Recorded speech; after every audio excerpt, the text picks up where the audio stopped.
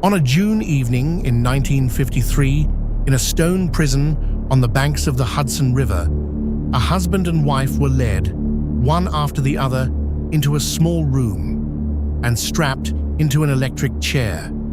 They were Julius and Ethel Rosenberg, and they were about to become the only two American civilians ever executed for espionage in the history of the United States, put to death for a single, staggering accusation that they had handed Joseph Stalin the secret of the atomic bomb. To half the country, they were traitors who had armed a monster and deserved exactly what they got.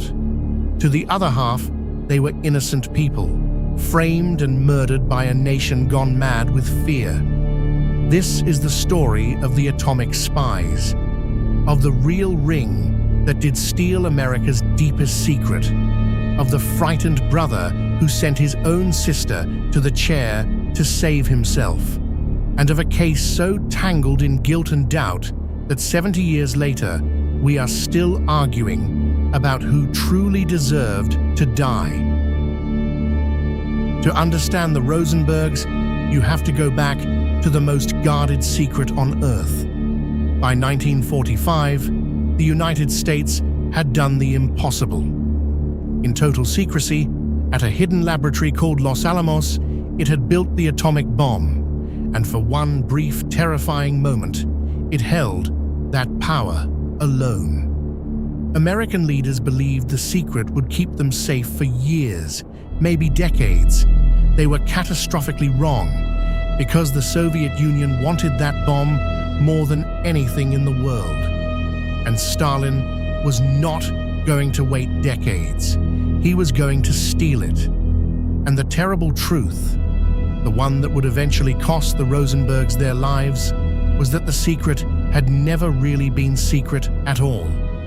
Even as the scientists at Los Alamos raced to build the gadget, other men were already smuggling its blueprints out, page by page, into the hands of Moscow. The real damage was done by a small, quiet network of true believers, men who thought they were saving the world by making sure no single country could hold the bomb alone. The most dangerous of them was a brilliant German-born physicist named Klaus Fuchs, who worked at the very heart of Los Alamos. Fuchs had access to the bomb's most crucial secrets, and he passed them, in meticulous detail, straight to the Soviets. He was the crown jewel of Soviet atomic espionage, and he alone may have saved them years of work. His information moved through a courier, a chemist named Harry Gold. And Gold had a second contact at Los Alamos, a young American army machinist named David Greenglass, who sketched a rough diagram of the implosion device that sat at the core of the plutonium bomb. David Greenglass had a sister. Her name was Ethel, and Ethel was married to a man named Julius Rosenberg. For years, none of it was known, and then quietly, the thread began to unravel. In 1949, far earlier than anyone in Washington believed possible, the Soviet Union tested its own atomic bomb, and the shock told American intelligence one thing with certainty: someone had talked. At the same time, a top-secret American code-breaking effort called Venona was slowly, painstakingly cracking old Soviet cables, and inside those decrypted messages were the ghostly outlines of spies with code names hidden inside the Manhattan Project. The trail led first to Klaus Fuchs, who confessed in Britain in 1950. Fuchs named his courier Harry Gold. Gold named his contact at Los Alamos, David Greenglass. And Greenglass, arrested and terrified, facing the electric chair himself, made a choice that would echo for the rest of his life. To save himself and his own wife, he gave the FBI a bigger name. He pointed at his sister's husband. He pointed at Julius Rosenberg. In the summer of 1950, the FBI arrested Julius Rosenberg, a quiet electrical engineer from New York and a committed lifelong communist. A month later, they arrested his wife, Ethel. The government's theory was sweeping: that Julius had run his own spy ring for the Soviets and that Ethel had been his knowing partner. But the case against Ethel, in particular, rested on a single, devastating source: her own brother. David Greenglass testified that Ethel had sat at a typewriter in her apartment and typed up his stolen notes for the Soviets. It was the detail that would send her to her death. There was just one problem, and it would not come to light for another 50 years.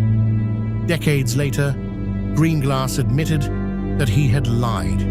He had never actually seen Ethel type anything. He had said it, he confessed, because the prosecutors pressured him to, and because he was protecting his own wife, Ruth, who had been far more deeply involved.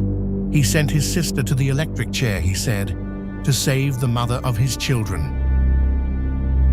The Rosenbergs went on trial in the spring of 1951, and they could not have picked a worse moment to be accused of being communist spies. America was in the grip of a fever. The Cold War had turned hot in Korea, where American boys were dying by the thousands.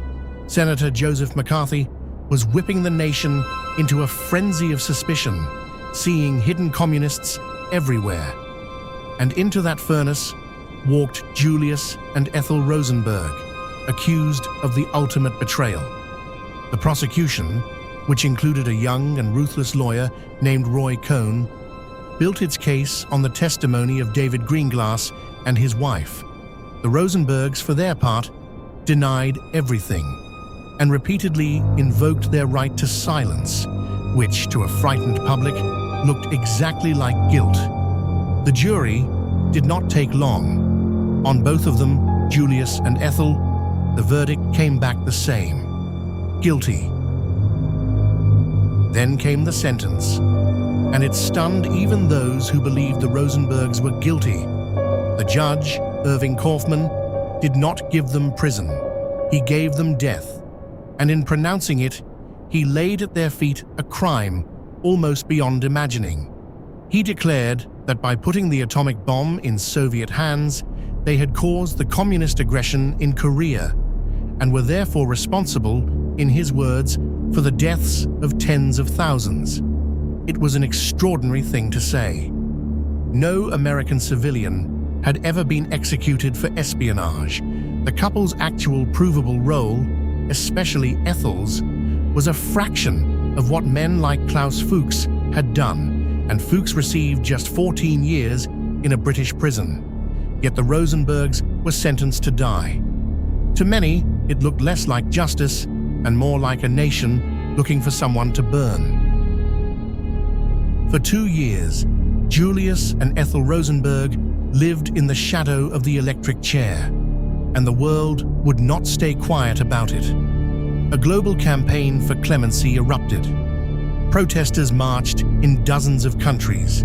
Some of the most famous people alive, Albert Einstein, the philosopher Jean-Paul Sartre, even Pope Pius XII, appealed for their lives to be spared. And through it all, the government held out a single, standing offer: confess. Name the others. Admit what you did. Give up your fellow spies, and the sentence could be lifted. It was, in the end, the cruelest test of all. Because to save their own lives, the Rosenbergs would have had to inform on others and leave their 2 small sons, Michael and Robert, aged 10 and 6, to grow up knowing their parents had betrayed their beliefs to survive. They refused. Again and again. To the very end, they refused. On the 19th of June, 1953, the appeals ran out. That evening, at Sing Sing prison, Julius Rosenberg was led to the electric chair first and died quickly. Then it was Ethel's turn. Her death did not come easily. The standard jolts failed to stop her heart, and the executioner had to apply more before she was finally gone. Outside the prison walls, and in cities around the world, crowds held vigil, some praying for two innocents, some celebrating the death of two traitors. Their sons were left orphaned and would spend their lives trying to understand and to clear at least their mother's name. It was over. The atomic spies were dead. But the argument about what had actually happened and whether justice had been done or a terrible wrong committed in its name was only beginning. So here, at the end, is the hardest part of the whole story. Because the truth, when it finally came, satisfied absolutely no one. For decades, the Rosenbergs' defenders insisted they were completely innocent, framed by a hysterical government. But when the Venona decrypts were declassified in the 1990s and the Soviet archives cracked open, they revealed something more complicated and more tragic than either side had claimed. Julius Rosenberg really was a Soviet spy. He had run a real network and passed real military secrets, though his atomic material was far less important than Klaus Fuchs's and may have given Moscow little it did not already have. But Ethel, the wife who took those extra jolts of electricity, appears to have been guilty of very little at all. She was, most historians now believe, condemned largely to pressure her husband. Convicted on testimony her own brother later admitted he invented. A guilty man, a wife who was probably innocent, executed together, hand in hand with the whole terrified country in a moment when fear had simply overwhelmed the capacity for mercy.